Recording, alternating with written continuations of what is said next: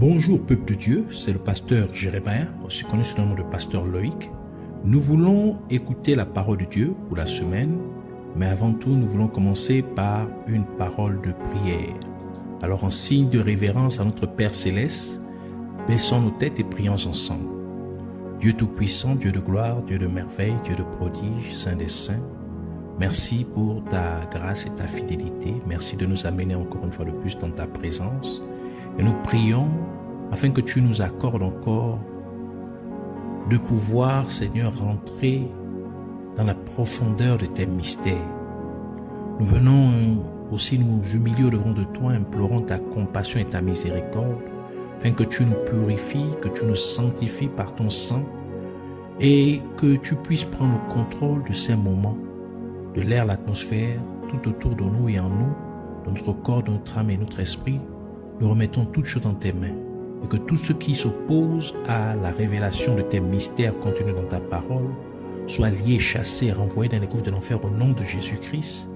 Et nous proclamons que Jésus-Christ est Seigneur, à la gloire de Dieu le Père. Au nom de Jésus, sois encore béni, élevé, magnifié. Au nom de Jésus, nous avons ainsi prié. Amen. Alors nous allons prendre notre passage principal des Saintes Écritures dans le livre d'Éphésiens chapitre 2 versets 4 à 6. Nous lisons ainsi la parole de Dieu dans Éphésiens chapitre 2 versets 4 à 6 au nom de Jésus-Christ.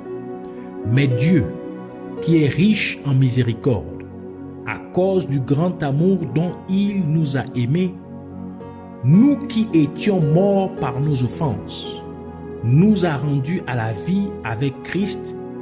C'est par grâce que vous êtes sauvés. Il nous a ressuscités ensemble et nous a fait asseoir ensemble dans les lieux célestes en Jésus-Christ.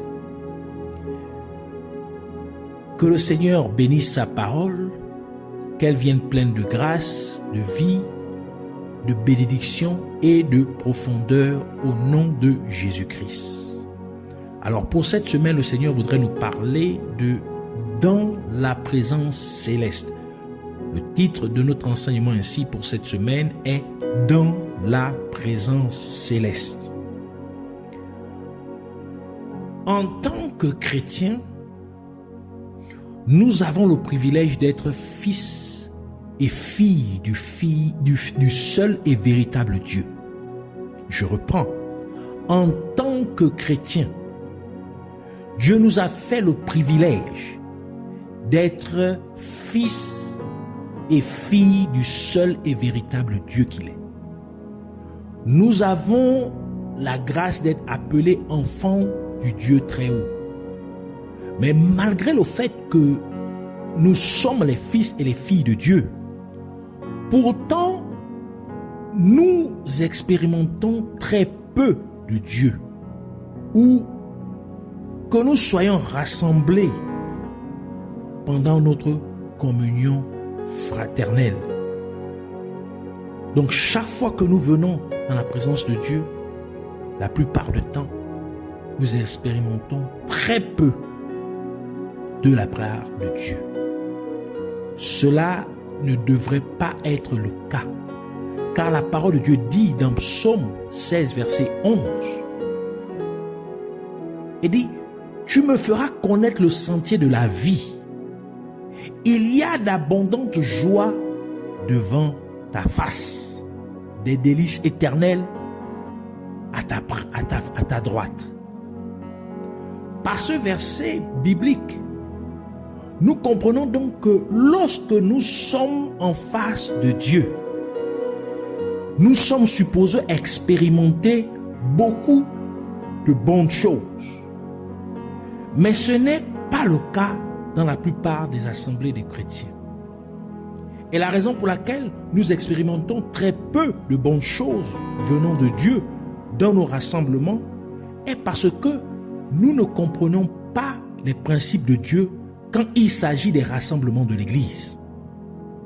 Par conséquent, parce que nous ne comprenons pas ces principes, nous ne nous conformons donc pas non plus aux principes qui sont censés nous emmener dans la présence céleste de Dieu. Et c'est pourquoi Dieu dit dans Osée chapitre 4 verset 6, la première partie du verset, « Mon peuple est détruit parce qu'il lui manque la connaissance. » En effet, il y a des mystères profonds qui sont attachés au rassemblement des chrétiens. Il y a des principes profonds qui sont liés au fait que les chrétiens se réunissent pour communier. L'une des choses cruciales que les chrétiens doivent comprendre est qu'il y a deux choses principales qui devraient nous emmener dans les lieux célestes. Et ce sont la parole de Dieu et le temps de louange et d'adoration. Ainsi, les personnes qui dirigent ces segments du service religieux sont censées nous transporter dans la présence céleste. En d'autres termes, les personnes qui dirigent ces phases du service sont des pilotes. Et cela implique donc que si les gens qui dirigent ces segments du service religieux ne le font pas correctement selon les principes de Dieu, ils échoueront ainsi à transporter dans la présence céleste ceux qui sont présents pendant le service religieux. Par conséquent, il est crucial que chacun de ces dirigeants comprenne son rôle de manière appropriée afin qu'il puisse faire il puisse faire les choses convenablement aux yeux de Dieu. Le temps de la parole de Dieu est destiné à transporter ou est supposé transporter les personnes qui assistent au service religieux dans le premier ciel, parmi les anges de Dieu. Parce que Dieu est sa parole. Comme le déclare le livre de Jean, dans Jean chapitre 1 verset 1 qui dit « Au commencement était la parole, et la parole était avec Dieu, et la parole était Dieu. » Par conséquent, lorsque la parole de Dieu est lue pendant le service religieux, les personnes qui assistent au service seraient automatiquement transportées au premier ciel. Et encore, quand la parole de Dieu est prêchée ou enseignée pendant le rassemblement de l'Église, les personnes dans la congrégation devraient également être transportées au premier ciel afin qu'ils se retrouvent au milieu des anges de Dieu. Et parce que la louange et l'adoration sont destinés à être adressés à Dieu et à Dieu seul, comme Jésus-Christ l'a réitéré dans Luc chapitre 4, verset 8, il dit « Tu adoreras le Seigneur, ton Dieu, et tu le serviras lui seul », la deuxième partie du verset. Ainsi, pendant le temps de louange ou d'adoration, les membres de la congrégation sont également supposés être transportés au premier ciel. Et c'est pourquoi la parole de Dieu dit, dans Psaume 22, verset 3, « Pourtant tu es saint, tu sièges au milieu des louanges d'Israël. » Ce mystère implique que de nombreuses personnes se retrouvent donc dans le premier ciel, mais elles n'en sont pas conscientes. Elles sont physiquement dans leur église locale pendant le service religieux, mais pendant le temps de la parole de Dieu ou pendant le temps de louange ou d'adoration, elles sont emmenées spirituellement au premier ciel. Et c'est l'une des raisons pour lesquelles Jésus-Christ a dit dans Matthieu chapitre 8 verset 20, « Car là où 2 ou 3 sont assemblés en mon nom, je suis au milieu d'eux. » Malheureusement, parce que de nombreux chrétiens, sinon la plupart des chrétiens, ne considèrent pas vraiment les rassemblements d'église comme étant véritablement en présence de Dieu. Par conséquent, ils ne se présentent pas de manière appropriée devant Dieu. C'est pourquoi les membres de la congrégation seraient transportés dans le premier ciel, mais ils seraient vus par les anges de Dieu comme étant aveugles avec des vêtements déchirés. Et c'est pourquoi Jésus-Christ a réprimandé l'église de Laodicée dans le livre d'Apocalypse, Apocalypse chapitre 3, verset 17 à 18, qui dit « Parce que tu dis, je suis riche, je me suis enrichi et je n'ai besoin de rien. Et parce que tu ne sais pas que tu es malheureux, misérable, pauvre, aveugle et nu. Je te conseille d'acheter de moi de l'or éprouvé par le feu, afin que tu deviennes riche, et des vêtements blancs, afin que tu sois vêtu, et que la honte de ta nudité ne paraisse pas, et un collier pour oindre tes yeux, afin que tu vois. » Il est donc crucial pour nous de comprendre pourquoi des gens se retrouvent aveugles et portant des vêtements déchirés en présence des anges de Dieu, afin que nous puissions nous assurer d'éviter qu'une telle chose ne nous arrive. Et en plus, que nous ne manquions pas d'entrer dans la présence de Dieu. Alors, approfondissons notre compréhension de ces principes concernant le rassemblement des chrétiens. Et nous pouvons rappeler les deux occasions où Jésus a multiplié le pain pour nourrir les gens. Marc chapitre 8, verset 19 à 20, c'est Jésus qui parle. Et il dit, « Quand j'ai rompu les 5 pains pour les 5000 hommes, combien de paniers pleins de morceaux avez-vous emporté? 12, lui répondirent-ils. Et quand j'ai rompu les 7 pains pour les 4000 hommes, combien de corbeilles pleines de morceaux avez-vous emporté? 7, répondirent-ils. Nous pouvons remarquer que la première fois que Jésus-Christ a multiplié le pain, les disciples ont rassemblé les pains restants et ils ont pris 12 paniers pleins de pain. Et la seconde fois que Jésus-Christ multiplia le pain, les disciples remplirent 7 corbeilles avec le pain restant. Et nous devons faire plus attention à l'ordre des événements et au nombre de paniers de corbeilles qui furent rassemblés. La première fois, 12 paniers et la deuxième fois, 7 corbeilles. Cela a été fait exactement ainsi parce que la première multiplication des pains se réfère à l'Ancien Testament car elle est destinée aux 12 tribus d'Israël qui émanent des 12 fils de Jacob. Et la deuxième multiplication fait référence au Nouveau Testament car elle est destinée à l'Église parce que l'Église aurait 7 âges ou 7 périodes. Et chaque âge ou chaque période est représentée par chacune des 7 églises mentionnées dans le livre d'Apocalypse, dans Apocalypse chapitre 1, verset 11, qui disait, ce que tu vois, écris-le dans un livre et envoie-le aux 7 églises, à Éphèse, à Smyrne, à Pergame, à Thyatire, à Sardès, à Philadelphie et à Laodicée. Par conséquent, les 12 paniers pleins de pain représentent la parole de Dieu qui était destinée aux 12 tribus d'Israël dans l'Ancien Testament. Et les 7 corbeilles pleines de pain représentent la parole de Dieu pour l'Église parce que le pain est une représentation de la parole de Dieu car le pain est assimilé à la parole de Dieu telle que réitérée par Jésus-Christ dans Matthieu chapitre 4 verset 4 qui dit « L'homme ne vivra pas de pain seulement mais de toute parole qui sort de la bouche de Dieu. »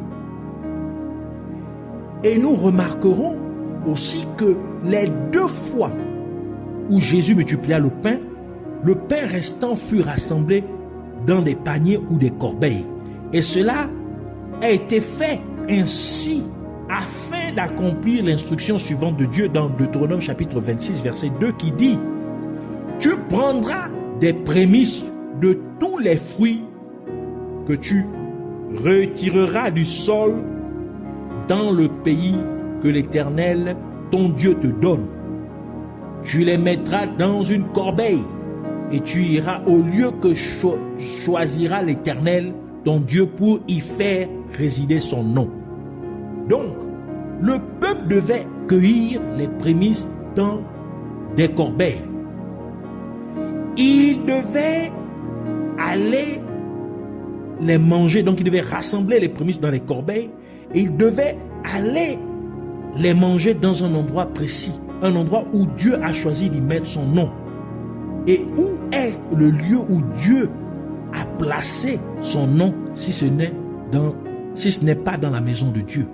Ainsi, dans les corbeilles, il faut ramasser les prémices. Donc, il faut amasser les prémices. Et les prémices se réfèrent au commencement. Et les prémices de la terre, en ce qui concerne les êtres humains, c'est Adam. Car Dieu a créé Adam, le tout premier être humain, à partir de la poussière de la terre. Comme nous le dit le livre de Genèse chapitre 2 verset 7 qui dit « L'Éternel Dieu forma l'homme de la poussière de la terre. Il souffla dans ses narines un souffle de vie et l'homme devint un être humain. » Les prémices, vous allez remarquer que c'est toujours au pluriel. Donc Adam est les prémices de la terre en ce qui concerne les êtres humains. Et le nom Adam signifie en hébreu celui qui provient de la terre ou commencement. Et il vient d'un mot dont la racine signifie commencer ou produire. Cela implique que Dieu veut que nous retournions au commencement. Dieu veut que nous revenions à l'état d'Adam avant qu'Adam eût péché contre Dieu. Et c'est ce qu'on appelle la restauration. Car la restauration, c'est revenir à l'état initial. C'est revenir au tout début, au commencement. Et c'est pourquoi Dieu est venu lui-même physiquement sur terre par la personne de Jésus-Christ pour accomplir la loi afin d'accomplir ce que le premier Adam n'a pas réussi à accomplir. Et c'est pour cette raison que Jésus-Christ est appelé le second Adam ou le dernier Adam. 1 Corinthiens chapitre 15 verset 47 qui dit « Le premier homme tiré de la terre est terrestre. Le second homme est du ciel. » C'est-à-dire Jésus-Christ. Ainsi, Dieu, par la personne de Jésus-Christ, prit la forme d'un être humain et a vécu une vie de sainteté sans commettre aucun péché, bien qu'il fût tenté comme tout autre être humain. Et pourtant, il ne commit point de péché, tel que le livre d'Hébreux l'atteste dans Hébreux chapitre 4, verset 14 à 16, qui dit « Ainsi, puisque nous avons un grand souverain sacrificateur qui a traversé les cieux, Jésus, le Fils de Dieu, demeurons fermes dans la foi que nous professons, car nous n'avons pas un souverain sacrificateur qui ne puisse pas compatir à nos faiblesses. Au contraire, il a été tenté comme nous en toutes choses, sans commettre de péché. Approchons-nous donc avec assurance du trône de la grâce, afin d'obtenir miséricorde et de trouver grâce pour être secourus dans nos besoins. Dieu fit tout cela pour nous montrer le chemin pour revenir à son image originelle qu'Adam avait de lui avant qu'Adam ne pêche. Dieu est venu physiquement sur terre à travers la personne de Jésus-Christ pour nous montrer qu'il est possible d'être restauré à son image telle qu'elle était au commencement avec Adam. Il est donc possible de vivre sur terre une vie de sainteté. L'Ancien Testament est l'ombre des choses à venir, comme le déclare la parole de Dieu. dans Colossiens chapitre 2 verset 17 qui dit « C'est l'homme des choses à venir, mais le corps est en Christ. » Hébreux chapitre 10 verset 1 ajoute pour dire « En effet, la loi qui possède une norme des biens à venir et non l'exacte représentation des choses. » La première partie du verset. Ainsi, quand Adam pécha contre Dieu, Adam perdit ainsi l'entrée de la présence de Dieu. Et ainsi, Adam devint spirituellement aveugle. Adam perdit le chemin qui mène à Dieu. Et c'est pourquoi Dieu a placé 2 chérubins avec des épées flamboyantes devant l'entrée du jardin d'Éden pour empêcher Adam et Ève de retourner au jardin d'Éden, tel que le livre de Genèse le décrit dans Genèse chapitre 3 versets 23 à 24 qui dit « Et l'Éternel, Dieu le chassa du jardin d'Éden pour qu'il cultivât la terre d'où il avait été pris. C'est ainsi qu'il chassa Adam et il mit à l'orient du jardin d'Éden les chérubins qui agitent une épée flamboyante pour garder le chemin de l'arbre de vie. » Ces 2 chérubins avaient des épées flamboyantes parce que l'épée est une représentation de la parole de Dieu, tel qu'indiqué dans le livre d'Hébreux, Hébreux chapitre 4 verset 12 qui dit « Car la parole de Dieu est vivante et efficace, plus tranchante qu'une épée quelconque à 2 tranchants, pénétrante jusqu'à partager âme et esprit, jointure et moelle, elle juge les sentiments et les pensées du cœur. » Par conséquent, ces 2 anges chérubins protègent l'entrée qui mène à la présence de Dieu. Ces deux chérubins sont les protecteurs de la loi de Dieu.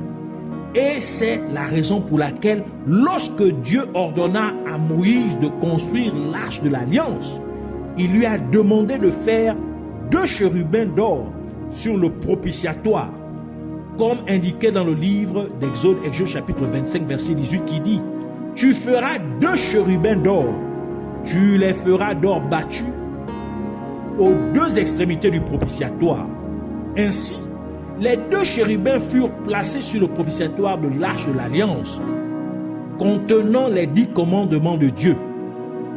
Et le bout de leurs ailes se touchait alors qu'ils couvraient le propitiatoire.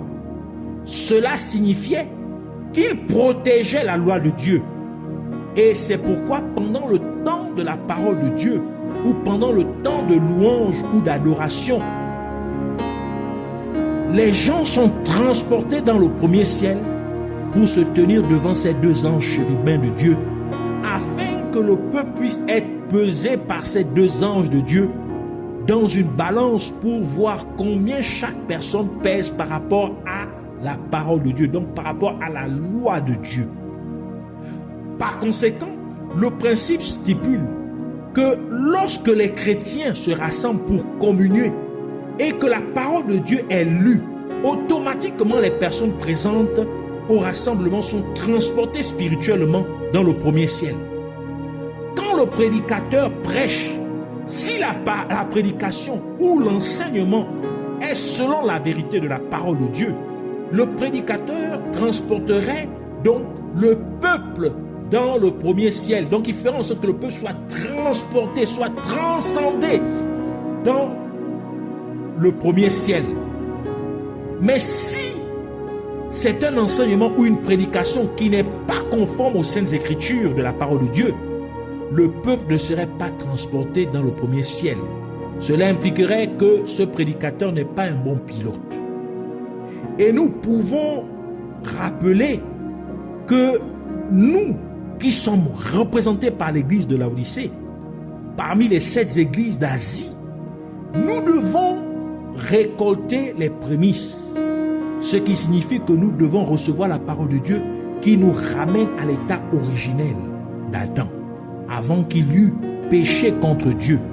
En d'autres termes, un bon prédicateur ou enseignant de la parole de Dieu est celui qui enseigne ou prêche des sermons qui ramènent les gens à l'état de sainteté du premier être humain, Adam. C'est un prédicateur ou un enseignant qui fait que Adam soit de nouveau vu par Dieu Car quand Adam pécha contre Dieu, Dieu a demandé à Adam, où es-tu? Genèse chapitre 3, verset 9. Mais l'Éternel Dieu appela l'homme et lui dit, où es-tu? Nous avons donc besoin de retrouver Adam, qui s'est perdu de la vue de Dieu. Par conséquent, lorsque le prédicateur enseigne ou prêche la parole de Dieu, qui incite les gens à vivre une vie de sainteté, les gens sont automatiquement transportés au premier ciel parce que la parole de Dieu est la vérité. Comme Jésus-Christ l'a déclaré dans Jean chapitre 17, verset 17, qui dit « Sanctifie-les par ta vérité, ta parole est la vérité ». Nous avons donc besoin d'être lavés par la parole de Dieu qui nous amène à la sanctification. Et ceci est symbolisé par l'acte du baptême d'eau. Et le livre d'Éphésiens déclare dans Éphésiens chapitre 5, verset 26, version d'Arby, afin qu'il la sanctifia, donc sanctifia l'Église, en la purifiant par le lavage d'eau par la parole. Les églises de ces derniers temps auraient donc le même langage lorsqu'elles prêcheront et enseigneront toutes sur la restauration d'Adam. C'est-à-dire quand elles prêcheraient et enseigneraient sur la sanctification. Le même principe s'applique à la louange ou à l'adoration. Ainsi, si le cantique chanté n'est pas conforme à la vérité, cela ne transporterait pas le peuple dans le premier ciel. Ce n'est donc pas une question de savoir si la personne chante bien, ou si votre voix est belle, ou si vous jouez bien les instruments. Il s'agit plutôt de la façon dont les paroles de la chanson s'alignent à la parole de Dieu. Les paroles de la chanson disent-elles la vérité selon la parole de Dieu ou non?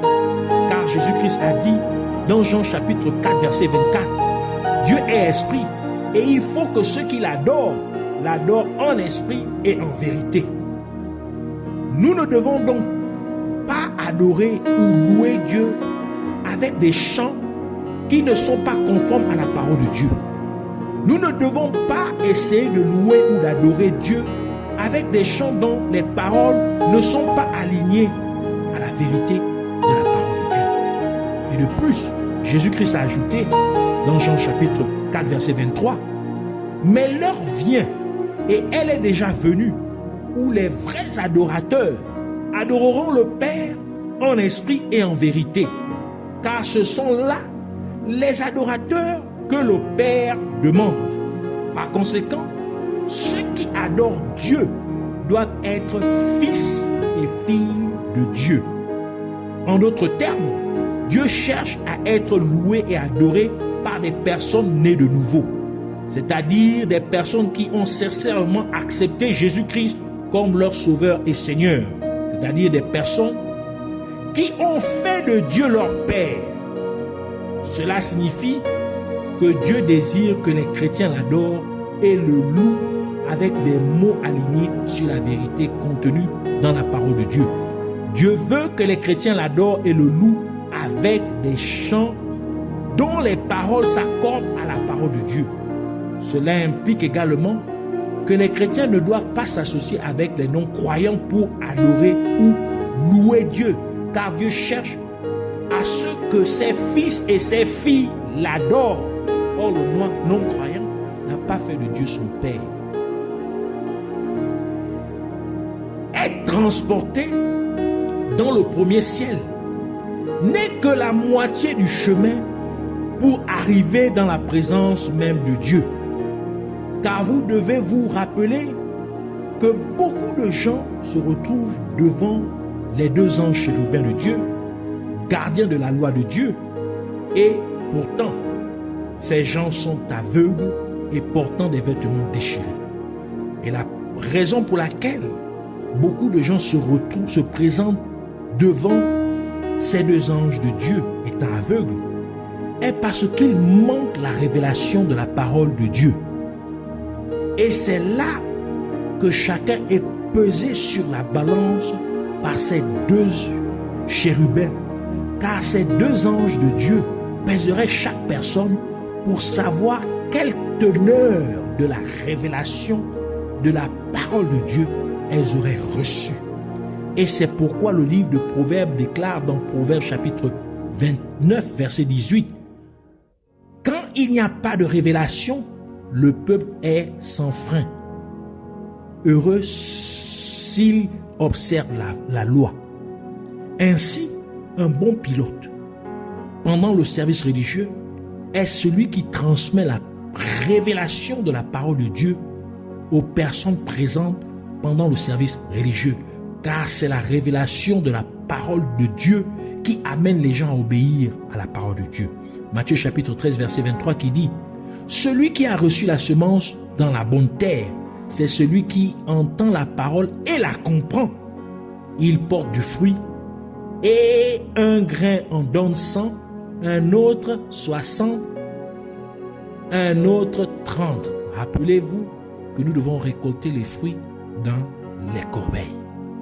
Josué chapitre 1 verset 8 ajoute pour dire que ce livre de la loi ne s'éloigne point de ta bouche. Médite-le jour et nuit pour agir fidèlement selon tout ce qui y est écrit. Car c'est alors que tu auras du succès dans tes entreprises. C'est alors que tu réussiras. Par conséquent, la révélation de la parole de Dieu permet à quelqu'un d'apparaître devant les anges de Dieu dans le premier ciel, tout en étant capable de voir, afin que vous puissiez voir le chemin qui mène à la présence de Dieu, le chemin du Saint des Saints. Mais ce qui te permettrait d'entrer dans la présence de Dieu, ce serait le style de vie de la personne qui te transporte dans le premier ciel. Par conséquent, si le prédicateur ou celui qui lit la parole de Dieu ou la personne qui dirige le chant de louange ou d'adoration ne vit pas selon la parole de Dieu, il ne permettra pas aux gens d'expérimenter la présence de Dieu. Et ce principe est bien illustré par le fait que seuls les Lévites et les sacrificateurs étaient autorisés à porter les objets qui composent le tabernacle de Dieu. C'est-à-dire que la personne qui est censée permettre au peuple d'entrer dans la présence de Dieu doit vivre une vie de consécration à Dieu. Tout comme les Lévites étaient consacrés à Dieu, vous remarquerez que lorsque les sacrificateurs portèrent l'arche de Dieu pendant 7 jours autour de la ville de Jéricho et que le 7e jour, ils sonnèrent des trompettes, les murs de Jéricho tombèrent. Josué chapitre 6 verset 20 qui dit « Le peuple poussa des cris et les sacrificateurs sonnèrent des trompettes. » La trompette, comme les gens aussi, ils louent Dieu, ils chantent, ils entendent des chants. C'est ça, comme ça la trompette.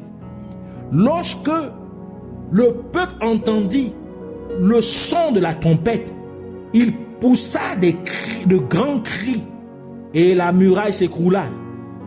Le peuple monta dans la ville, chacun devant soi, ils s'emparèrent de la ville.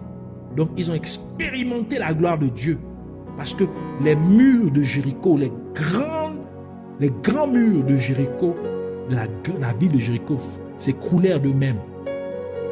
Dieu manifesta sa puissance. Et encore, lorsque les Lévites sonnèrent des trompettes, lorsque le roi Salomon consacra le temple de Dieu, la gloire de Dieu remplit le temple de Dieu de telle manière que les sacrificateurs ne pouvaient se tenir debout pour servir. 2 Chroniques chapitre 5 verset 12 à 14 qui dit « Comme Roboam s'était humilié, plutôt Roboam et non Salomon, l'Éternel détourna de lui sa colère. » Et nous reprenons alors 2 Chroniques chapitre 5 verset 12 à 14 qui dit « Et tous les Lévites qui étaient chantres, Asaph, Éman, Jéduthun, leurs fils et leurs frères, revêtus de byssus, se tenaient à l'orient de l'autel avec des cymbales, des luttes et des harpes, et avaient auprès d'eux 120 sacrificateurs sonnant des trompettes. Et lorsque ceux qui sonnaient des trompettes et ceux qui chantaient, s'unissant d'un même accord pour célébrer et pour louer l'Éternel, firent retentir les trompettes, les cymbales et les autres instruments et célébraient l'Éternel par ses paroles, car il est bon, car sa miséricorde dure à toujours. En ce moment, la maison de l'Éternel fut remplie d'une nuée. Les sacrificateurs ne pouvaient pas y rester pour faire le service à cause de la nuée, car la gloire de l'Éternel remplissait la maison de Dieu. Ainsi, ce qui vous donnerait accès à la présence même de Dieu, c'est votre consécration à la parole de Dieu. Combien vous marchez selon la parole de Dieu, combien vous vivez, vous menez une vie de sainteté. Et c'est pourquoi Dieu déclare ce qui suit au peuple d'Israël dans Lévitique chapitre 19 verset 2. Parle à toute l'assemblée des enfants d'Israël et tu leur diras, soyez saints car je suis saint, moi l'Éternel votre Dieu. Et Jésus-Christ a ajouté dans Matthieu chapitre 5 verset 8, heureux ceux qui ont le cœur pur car ils verront Dieu. Ainsi sont les mystères qui nous conduisent dans la présence de Dieu lors des rassemblements des chrétiens. Et cela, que ce soit dans votre maison, avec votre famille, vos enfants, que ce soit à l'église, car le rassemblement, c'est là où les chrétiens, l'église, c'est là où les chrétiens se retrouvent. Ainsi, nous voulons prier pour dire, merci Abba Père, pour cet enseignement ou cet exposé profond sur l'accès à ta présence au ciel. Et je prie au nom de Jésus-Christ pour que tu me permettes de mettre tous ces principes en pratique. Et de plus, que tes églises locales partout sur la terre appliquent ces principes afin qu'aucun de nos services religieux ne soit vide de ta présence au nom de Jésus-Christ. Je te remercie de m'avoir exaucé. Puisses-tu être magnifié à jamais au nom de Jésus-Christ. Amen.